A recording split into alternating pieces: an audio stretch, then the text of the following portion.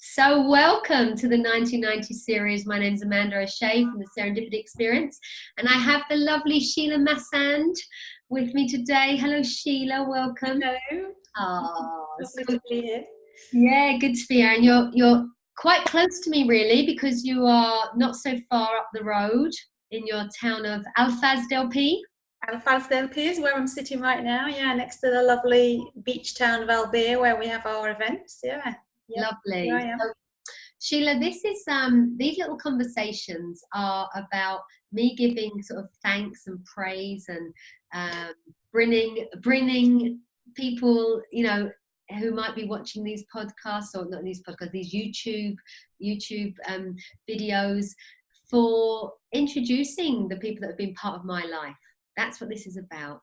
People that have been a positive influence on me, people that have been mentors to me, people that have taught me, people that have showed me the way, people whose books I've read, people whose courses I've attended, people that have been part of my life that have really that I want to say thank you to, because it has been amazing.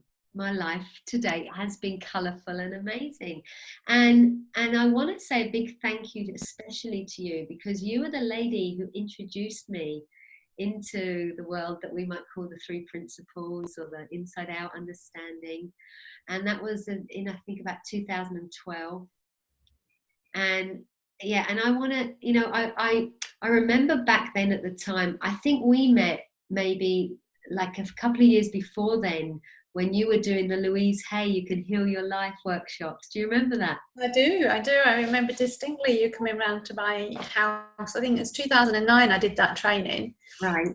The thing I was doing was sharing that movie, Heal Your Life, or You Can Heal Your Life. And you came round to my house in Benidorm when I lived in Benidorm, and we sat and watched it together. And since then we've had contact on and off. Maybe a year goes by, and and then yes, when I was introduced to the principles in 2010, then it felt like I just wanted to share it with people. And it was, bringing Jack Pransky over here to teach, as you say. I think it was 2013 probably when you came on the Well, I came to the training, but they probably came to the workshop. Yeah, I did. I came to a talk in 2012, and I remember, and you were organising some webinars and things with different people, and you just was on my beginning of my journey. And I always think of that, I know that coaches and people like us who have monthly newsletters, and we send out things, and sometimes it might occur to me like, oh, am I driving people, am I driving people bonkers, or am I being too pushy, or am I being this, or am I being that, until I remember, no, that's how I came to be gifted with this, was by you keep updating me, this is going on, and I was so busy. I've always been busy in what I've been doing. I've always, so sometimes it feels like, oh, I don't have time to read that newsletter, or I'll read that later. I was speaking with my chiropractor today, and he was saying when he sees something that looks interesting on YouTube, he hits like watch later. He said he's got like 700 like podcasts or 700 videos on his watch later, because things do grab us, but we the moment we see it, we might not have time to listen to it then or watch it then, and so I'm grateful to that. I'm grateful that you kept sending out, just giving the opportunity if somebody wants to come listen, and eventually I did. Eventually I had the time. It caught me at the right moment. That's serendipity.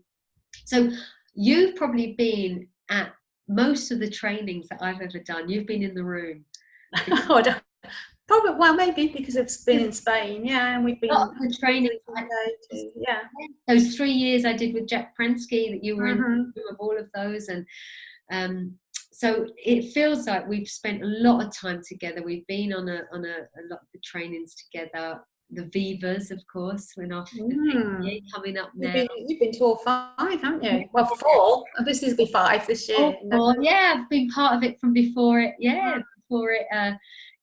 Before, when it was just an idea, when you guys were planning, and the first one, the idea, I was, there then, and remembering and bringing that first one together and being a volunteer, and Mm.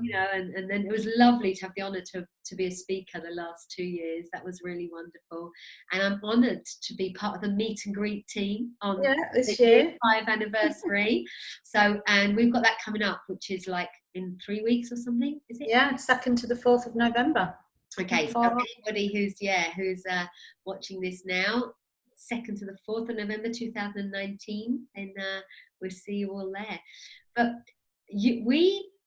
we had a little chat, and we talked about, oh, what would be one point that we could maybe just talk a few minutes to today, and you pointed us in the direction of the simplicity of understanding.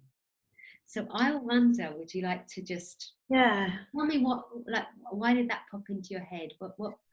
Well, I think it pops into my head a lot because I hear so many people making life so complicated. now, given what I understand, my tiny little understanding of how we work as human beings, when I'm seeing people in their lives and speaking to clients, particularly I suppose when I'm coaching with clients, it's really clear to me most of the time, not all the time, but most of the time, how we get so caught up in our own stories, in our own way of thinking, our own beliefs in life, and we get very attached and identified to what we're thinking in the moment. And I think really my wanting to speak to this point, the simplicity of understanding, is because it's brought, when I reflect on, I was thinking before we spoke, what is it that the 3 principles has done for me? And it's this simplicity of seeing that the very fact that we think, which is what Sydney Banks pointed to, is not so much of psychology and tools and techniques that we've got out there in the personal development world are looking at the content of thinking. And what I loved about this when I came across it was the simplicity of pointing. It's going even further upstream than the content of thinking. It's going upstream to how it is that our actual experience is created. So the fact that we think is what's important. It's not what we're thinking that's important. It's the fact that we even think. It's like, that was the thing that I think impacted me greatly, is that, oh my God, we are thinking creatures. Now, it sounds so obvious when you say it like that, and yet it's what's overlooked all the time. It's the fact that we think that gets us into trouble. And I'm not trying to say that we've got to stop thinking, because that's impossible. The very nature of a human being is that we think, and it's a gift. It's a gift. If we didn't have thought, if we didn't have to think, we wouldn't be here. We wouldn't even know that we were having an experience. It's one of the principles that gives us the whole experience of being a human being. But when we take it back to that simplicity of understanding, everything that we think is made up. Everything that we think is up for grabs. Everything that we think is not true, really. Because I can think something and you can think something, and they're polar opposites, and we can both believe them. How do we know who's right? We don't. And yet, the struggle and the strife of human beings, human existence, is based on the fact that we believe different things. So we go into war because two sides believe something different to be true. And seeing that the thought in the moment is nothing but energy, and yet so much strife in the world is based on not seeing that. And this is why I think it's so simple and yet so profound. It's so simple and yet so profound. It bears saying it twice. It's so simple and yet so profound. Because when you can bypass that so quickly. I've heard, I actually heard about the 3 principles from a gentleman called Jamie Smart, and he, when I was in the world of NLP, which was, helping people. I've always looked in the direction of helping people to have a better experience, helping people to have a better quality of life, helping people to stop struggling and suffering. And one of his stories was that he came across Sydney Banks 10 years previously. He was given his book, which is called The Missing Link, one of his books called The Missing Link, and he read it, he went through it, and he said, oh yeah, I know that, tossed it aside, next. 10 years later, when he employs Michael Neal to be his coach, who has just come across the Three Principles work and has profoundly changed the way he coaches, he was like, well, I've just paid this guy 40 grand or 50 grand or whatever it was, some a very high amount of money. He thinks, okay, I better listen now. He's seen something. So he goes through it again. And his world changed when he really looked and he heard and he had insight around what was being said and pointed to, more importantly. It's not in the words again, because that is thought. It's not in the form. It's pointing us towards what's behind life. So when we take away if we take away thinking, which as I say, as a human being, we can't really, but if we did, what's behind that? What is there when we ignore thinking? That's the profundity. It's like, what is magic? That's the magic. It's the space before thinking where the magic is. It's the space before thinking that we are. And yet we start hanging on to the thoughts that come to us and believe that we identify with them, and then we build this whole identity around what we've heard, what we cling on to, what other people tell us. It's like, oh yeah, I'll have that one. Oh yeah, I'll have that one. Oh yeah, I'll have that one. And before we know it, we've got this thing called a personality that now needs changing because we're not happy, because now we've got a thought about, I don't like that about myself. I don't like the fact that I'm greedy, or that I'm fat, or that I'm thin, or that and now we've got to do something about it. And it's in some ways it's a bit of insanity. and yet that's what most human beings are going through. And of course it is part of being a human being as well. But the more that we can understand that's what's happening, for me what's happened is the gentler, it just seems to me, as I say, was reflecting earlier on, I'm experiencing more and more peace of mind, which is funnily enough what I was trying to get to before I came across the Three Principles. And even if I'm honest, I thought the Three Principles were going to save me or help me to have a better life.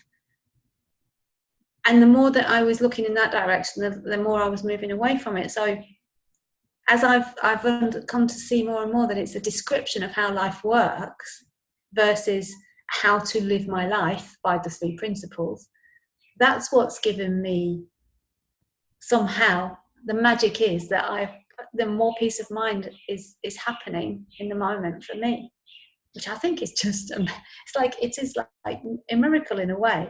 It is. And it's seeing that, I think peace of mind is what we've seen that crops up in all these conversations I'm having, is what people are chasing without realizing that they think they want more money, but actually they want peace of mind. They think they want a better relationship, but actually it's peace of mind. And people like Jamie Smart and people like, I've got Jamie coming on soon. He's going to be one of the conversations, and I look forward to that, because you guys have done so much, like we're all doing, just spreading in the ideas that come to us, whether that's to write a book, whether that's to create an event, whether that's to create Viva, whether that's to do these 90 and 90.